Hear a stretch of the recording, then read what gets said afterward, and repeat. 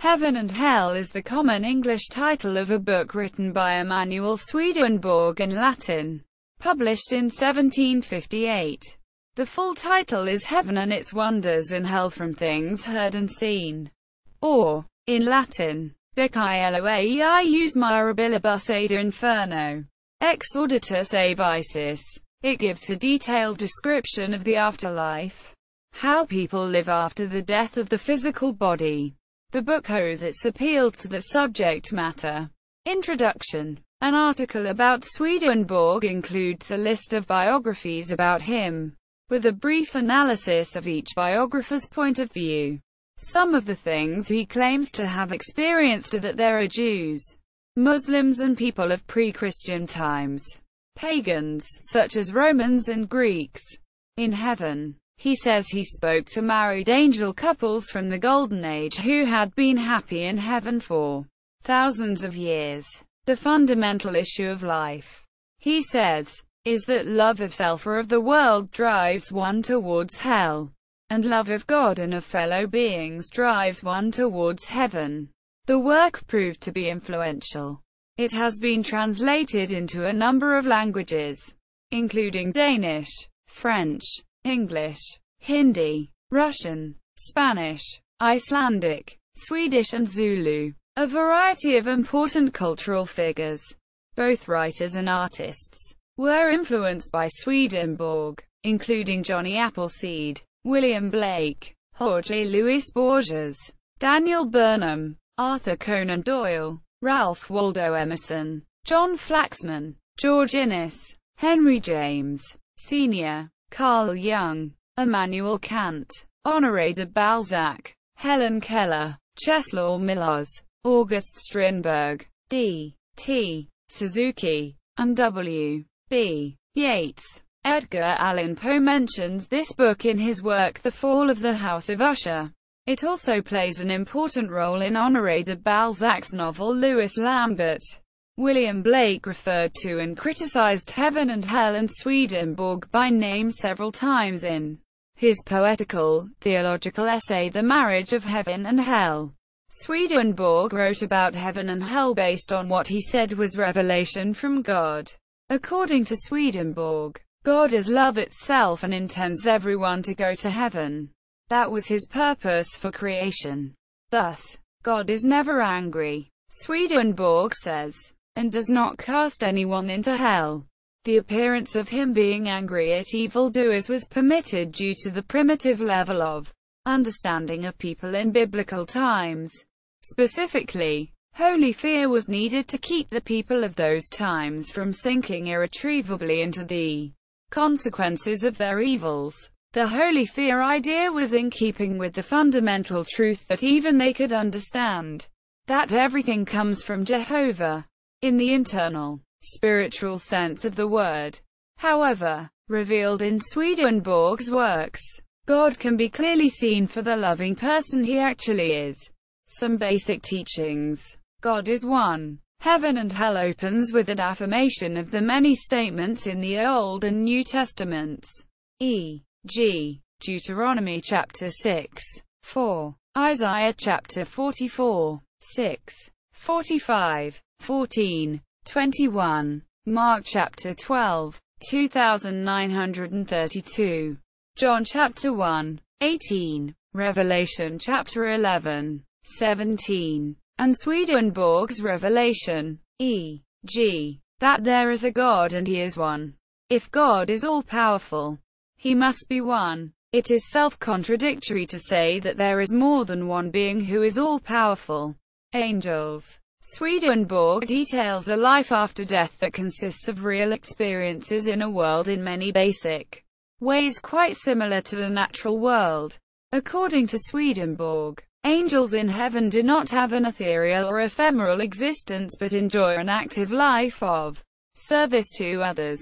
They sleep and wake, love, breathe, eat, talk, read, work, play, and worship. They live a genuine life in a real spiritual body and world. According to Swedenborg, we in the natural world can only see angels here when our spiritual eyes are opened. This corresponds to many instances in the Old Testament and New Testament. Matthew chapter 18, Luke chapter 2, 14, Matthew chapter 17, Luke chapter 24, Revelation chapter 1, 10. Swedenborg received his revelation by the same process of his spiritual eyes being opened by God. An angel's whole environment, clothes, houses, towns, plants, etc., are what Swedenborg terms correspondences. In other words, their environment spiritually reflects, and thus corresponds, to the mental state of the angel and changes as the angel's state changes. Swedenborg writes that angels have no power of their own. God's power works through the angels to restrain evil spirits. One angel being able to restrain 1,000 such spirits all at once. Angels exercise God's power chiefly in defending people against hell. Swedenborg is explicitly clear that angels have no power whatsoever of their own. They neither take nor like to receive thanks or accept any credit. In the Christian world it is believed that in the beginning angels and devils were created in heaven. Also that the devil or Satan was an angel of light. But having rebelled he was cast down with his crew, and thus hell was formed. Swedenborg states that, on the contrary, every angel or devil began life as an inhabitant of the human race. In other words, there are no angels or demons who were not people on earth first. Children who die go directly to heaven, where they are raised by angel mothers. Men and women. Angels are men and women in every detail just as they were here on earth. Only they are spiritual and thus more perfect. See chapter on Marriage in Heaven and Hell in Swedenborg's book on the topic. Marriage Love, Conjugal Love in older translations. The spiritual conjunction of husband and wife that is the basis of true marriage in this world and the next is explained in Heaven and Hell number 366 ff. and Marriage Love number 156 ff. Swedenborg says that this true married love was known in antiquity but largely lost since then, mainly due to loss in belief that this love is eternal and that there is life after death. The Christian marriage ideal. According to Swedenborg, married life continues after death as before, agreeing with the instinctive conviction of poets and lovers whose inward assurances tell them their love will surmount death and that they will live again and love again in human form. In other words, there is no "till death do us part" of happily married couples. See the Lord God Jesus Christ on Marriage in Heaven. Swedenborg also says that Christian marriage love of one man and one woman is the highest of all loves, the source of the greatest bliss. For in themselves Christian marriages are so holy that there is nothing more holy. They are the seminaries of the human race, and the human race is the seminary of the heavens. Quote, the spiritual conjunction of husband and wife that is the basis of Christian marriage in this world and the next is explained in Heaven and Hell number 366 ff. and Marriage Love, Conjugal Love in older translations, number 156 ff.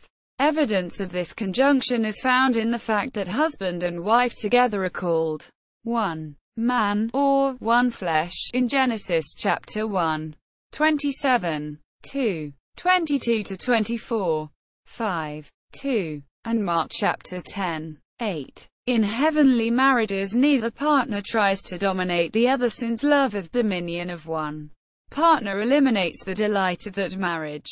The ancients believed in a fountain of perpetual youth. In heaven their dream is realized.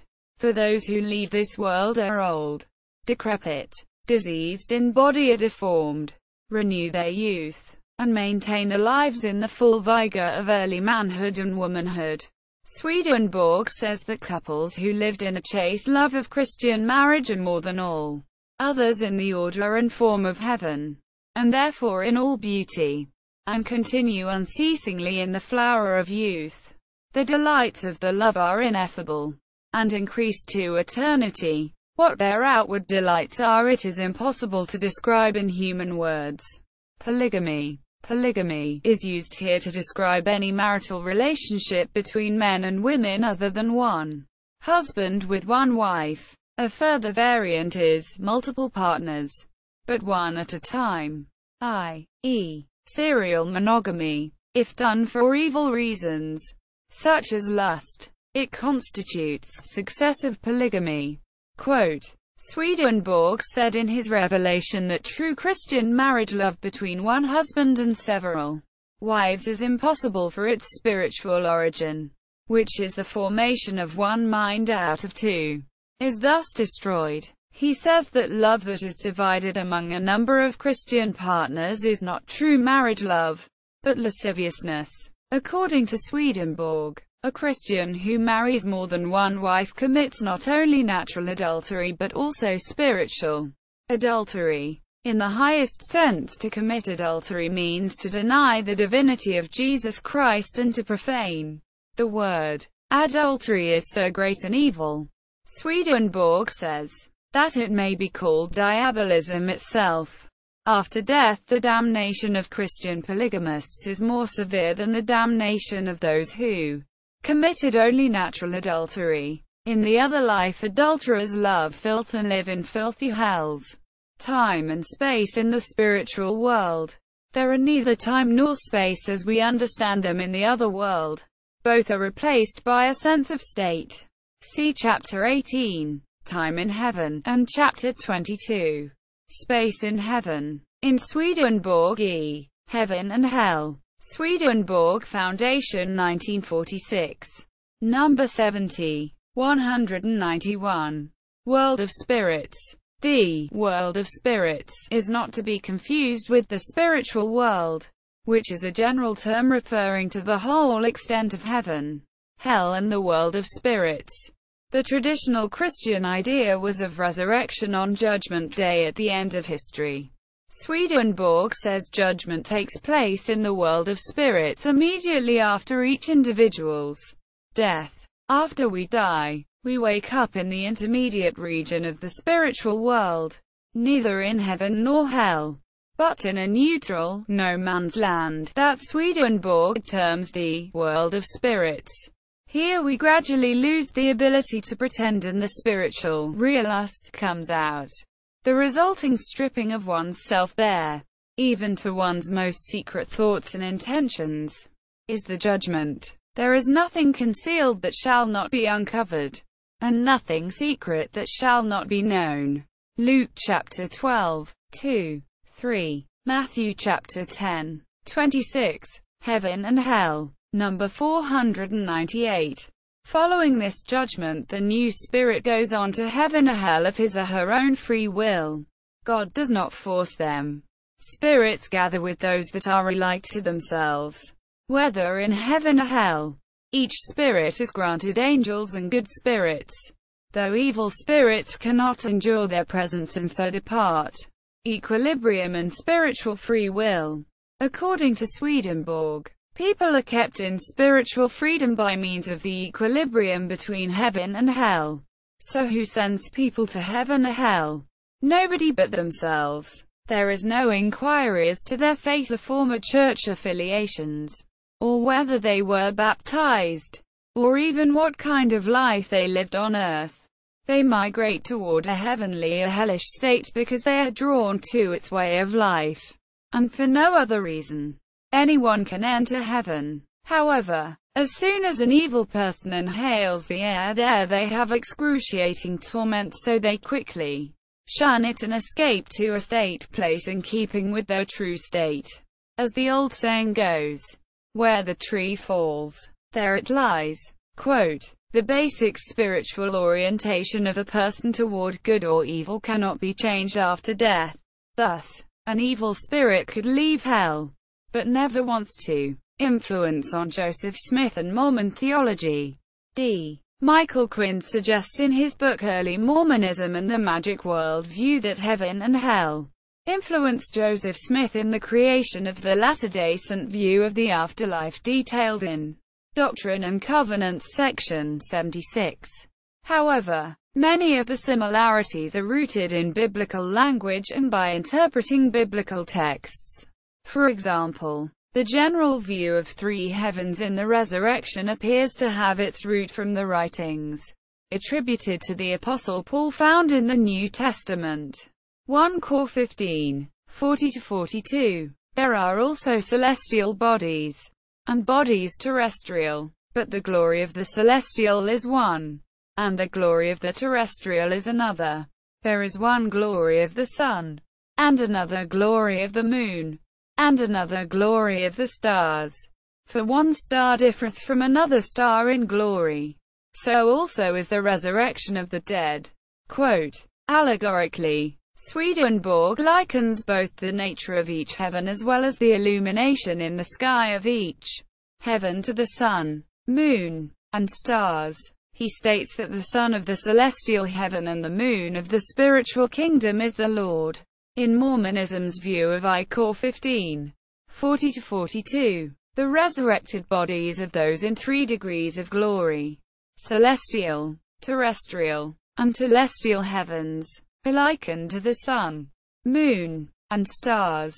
Others who acknowledge parallels, including Mormon historian Richard Bushman, propose that the similarities between the revelations of Smith and Swedenborg are due to the influence of Paul's writing on both of them. It should be noted, however, that Corinthians is not included in the list of books that, according to Swedenborg, constitute the divinely inspired biblical canon listed in Arcana Coelestia 10325, White Horse 16, and New Jerusalem and its Heavenly Doctrine 266. From Swedenborg's perspective, the teachings of Corinthians are thus not authoritative and he would not have been influenced by them. Print versions. Swedenborg. E. Heaven and its Wonders and Hell from Things Heard and Seen. Swedenborg Foundation. December 1, 2001. Translator. George F. Dole. Language. English. ISBN 0-87785-476-9. A 1958 translation. ISBN 0-85448-054-4. Works related to Heaven and Hell at Wikisource. Online version of Heaven and Hell. Searchable copy of Heaven and Hell. Miller, C. Did Emanuel Swedenborg influence LDS doctrine? Quote, in an unusual review, Miller lists both similarities and differences between Swedenborg and LDS teachings. Self-published at Craig Miller, Tripod, com. 1. Top. Brent L. and Top. Wendy C. 1993. Beyond Death's Door. Understanding Near-Death Experiences in Light of the Restored Gospel. Salt Lake City. Bookcraft. ISBN 978-0-88494-895-7. Online version of Tocqueville. S. Emanuel Swedenborg. Scientist and Mystic. Yale University Press. 1948.